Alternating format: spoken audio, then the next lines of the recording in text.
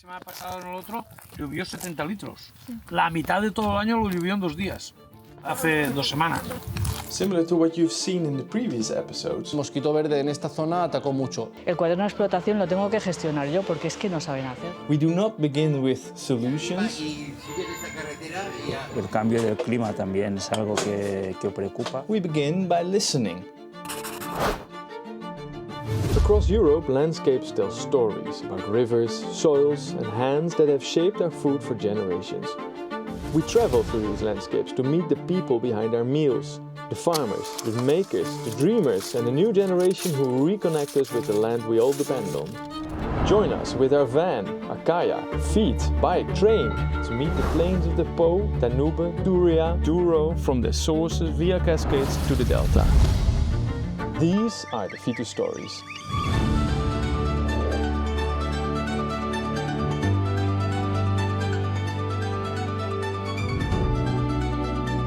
This is where we are. Finally, Phito Stories. An epic journey through Europe's landscapes where innovation meets traditions. Every field has a voice.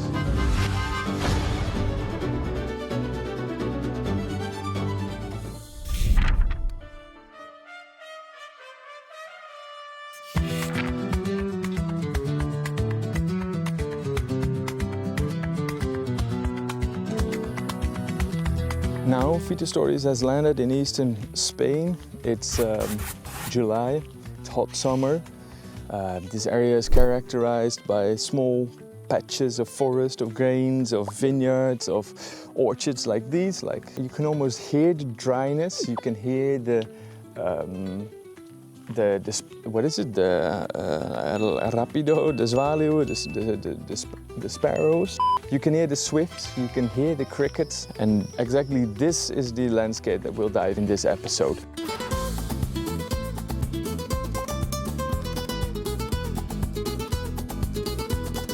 From above, it looks like a patchwork of tiny fields. Beautiful, but also hard to manage and hard to scale. That is one of the key issues also of this area. What is the potential future of agriculture in a region like this? Who are living here? Who are owning the land here? Who are the farmers? What is the produce? And what are their challenges? We'll be assisted by a group of students who will also help us to find farmers, to get in touch with them, and to understand the challenges and to think about potential pathways, so the future of agriculture in this region. And of course, also our beloved Phito van made it to Spain.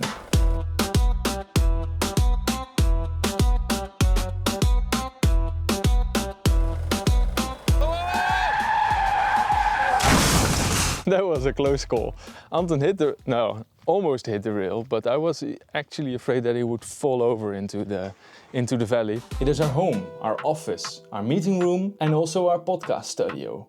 Live from the Phito van studio, and around us some good food, great people. Nice you're with us. Tune in with us. This is Phito Radio. But back to the topic. What are we here for, and what have the students done? Yeah, so my student group consists of 5 people. So we've been conducting a research in Spain here. We've been working on a user needs assessment.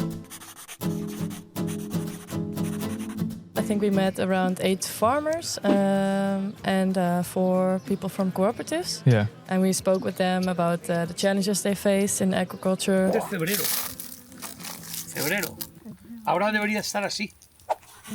Y mira, no ha crecido nada. About the challenges they face in agriculture and on the market. Yo he visto contenedores cargar en Cartagena un contenedor de limones de Argentina. Sí. Y estaba el precio puesto de compra. A 90 céntimos el kilo en box. Y aquí en el campo no pagan ni 20 céntimos. Sí, porque compran esa mercancía tan cara. Y aquí que la tienen aquí, no la compran. Sí. Y eso no está regulado. But also ask them about digitalization and how Phito can help with their issues, actually.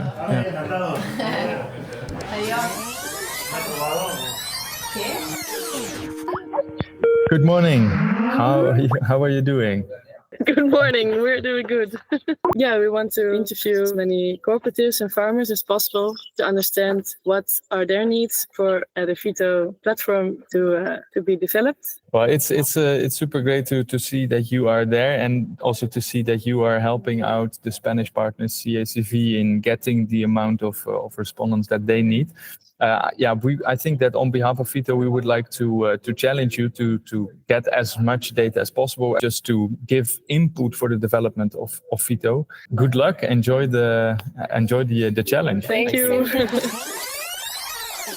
It is the day of the students presenting their findings about the user needs assessment in this specific region for Phito. What do you think is the challenge for agriculture in this region? I think what we heard a lot about is the profitability of farming. So there is a high input price to like create products, but then they have to sell their products for like a really low price on the market. So most of the farmers we talked to, they really said like profitability is really hard. A lot of people stop farming. There is a lot of land abandonment because of that. Okay, so fields being empty. Yeah. And what is the age of farming or farmers? A big group is above 65 years old. So many pensioned farmers. Yeah. So it's time for us to take over the work of the students. Thanks a lot, students, for all the work you've been doing. This week we go on our own path to meet farmers, to meet people, and to help to boost the user needs assessment input. Because we want input. We want to know what are the challenges in the area and how could Phito help to improve the yields, to improve the farming activities in this area.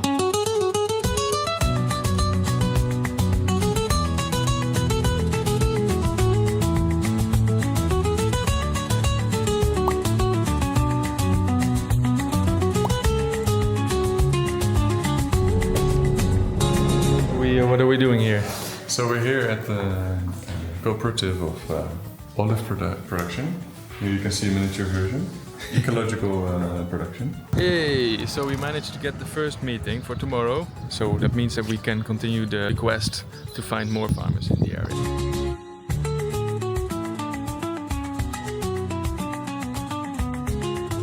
This day is mostly just going around in the area, trying to find farmers, first of all, but also just people, consumers, retailers, cooperatives, to ask them about their challenges in farming and also what could help them, could be potential opportunities for Phito.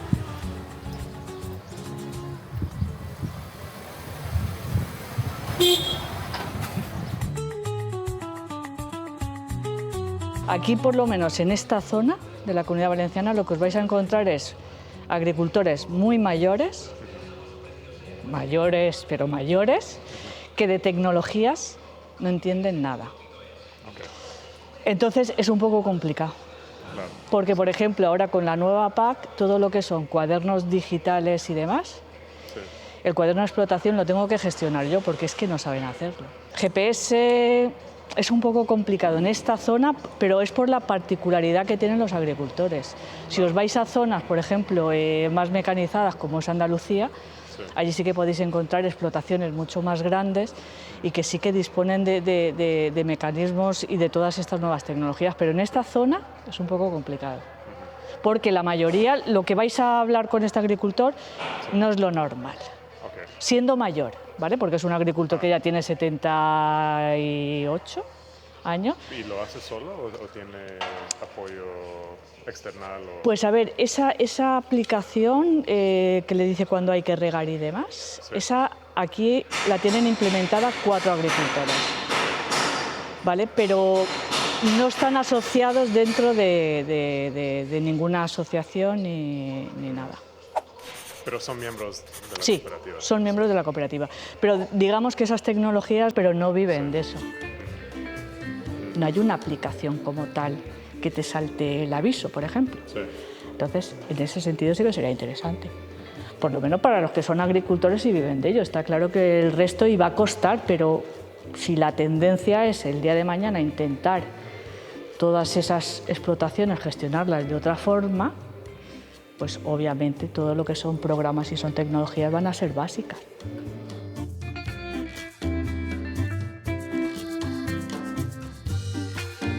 necesitamos que llueva, que llueva, que llueva. Y aquí cada vez llueve menos, las temperaturas son más altas, no sé. Este año nosotros hemos hecho una prueba y nos va de maravilla. Regábamos 3 horas al día, ahora estamos regando 2. Y parece que va igual o mejor que con 3. O sea, no por echar más agua, es que el árbol, el olivo va mejor. Somos parte de un proyecto para desarrollar una aplicación que quiere... la meta es dar más información como de satélite al agricultor. Estupendo. Pero no solo eso, también la oportunidad de fortalecer las relaciones entre los agricultores y los negocios y las cooperativas a nivel local. Entonces, lo que queremos hacer es como una red social, pero para agricultores en la aplicación.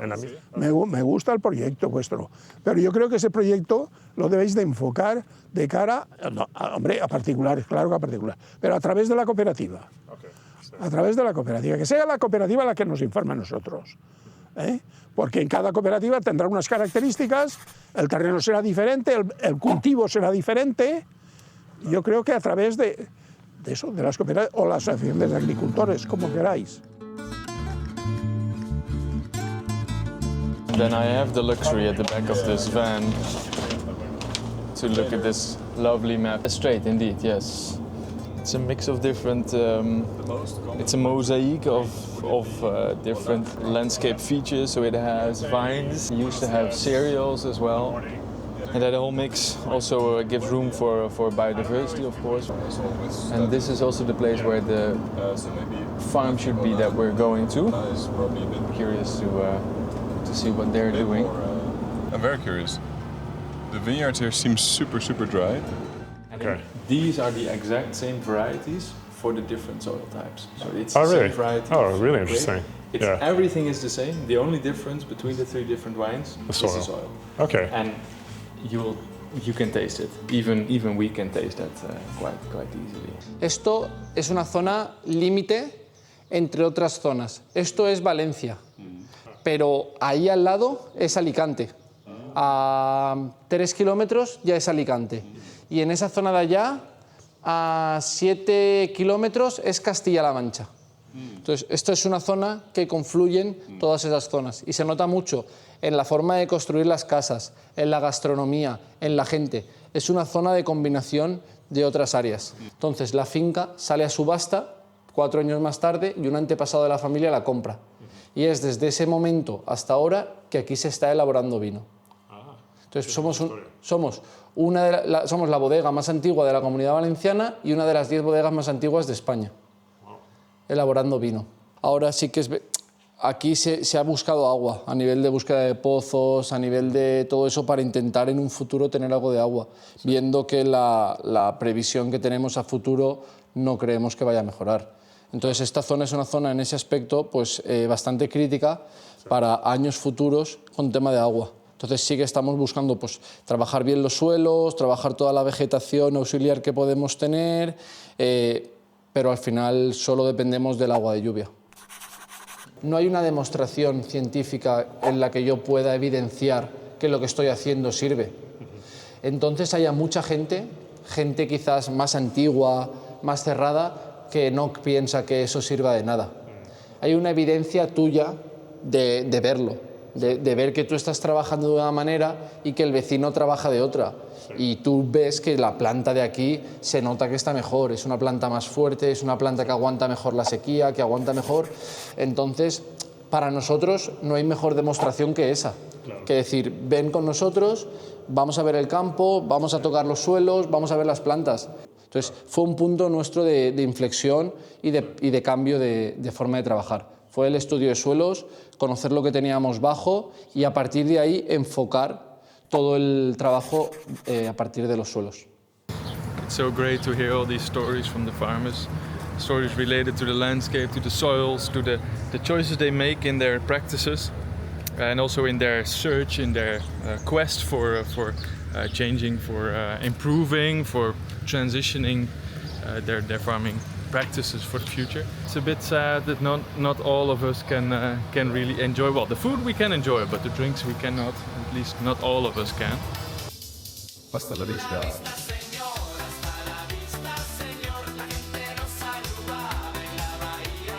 We'll descend all the way here, and this is basically the whole vineyard area. So shall we go there and then try to find a bar?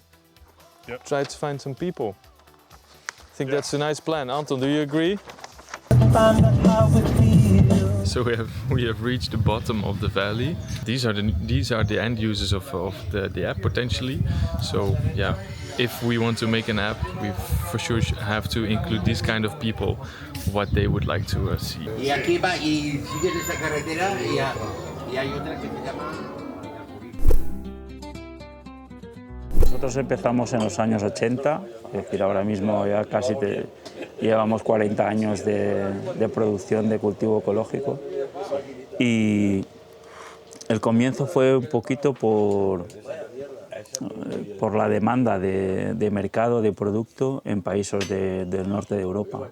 Al final los recursos de los acuíferos están en niveles muy bajos, cada vez nos cuesta más dinero sacarlos porque están más abajo y sacamos menos agua, con lo cual eso repercute al final con el coste de la producción. Y claro, va también todo muy ligado con el tema del cambio climático, al final altas temperaturas, cada vez las lluvias son más estacionales, son muy irregulares y todo eso provoca que hay una preocupación, en parte porque tenemos que adaptar nuestros cultivos al tema de la escasez de agua, con lo cual no podemos plantar. ¿Habéis usado antes? O si tienes alguna recomendación para nosotros de algo que debe incluir, que es esencial. Claro, yo lo que veo en ese tipo de aplicaciones es que hay una parte de agricultores que sí que tienen acceso a estas tecnologías más nuevas, sí, pero hay una parte que no.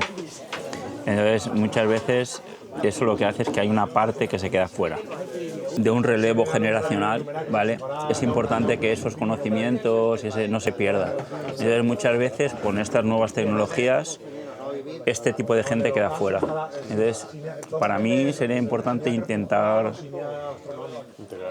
claro, integrarlos de alguna, que fuese más sencillo para ellos, o que al final tuviesen una parte de asesoramiento que les permita que no se sientan desplazados, ¿vale? Porque es muy importante que los conocimientos que ellos tienen, que al final se puedan transmitir a la gente más joven que empieza. And with all of these new insights, it's time to go back to the radio show, where we enjoy the company of our local partner, who tells us what she thinks is crucial for the future of farming in this region. In my opinion, I think that the precision farming is the future. Okay. Digitization. Yeah, digitalization. But I think that this is the future because, for example, some cooperatives are working on this precision farming. And because of the climate change, they are using different digitalization tools to predict, for example, pests or where they have to irrigate, for example, the fields, with different prediction models. We're moving on. With everything we learned here, we move on to the next episode, the last one. The questions stay the same, politically the continent stays the same, but geographically, we have to leave the van behind. Hello there, good morning, bon dia. This is Aruba, the Caribbean region. These months I'm staying here in Aruba. In Aruba we can go 365 days a year. So my challenge is to organize a farmers market. Persoonlijk zou graag sinds zaden kunnen kopen. Exploring some possible locations. You're looking like for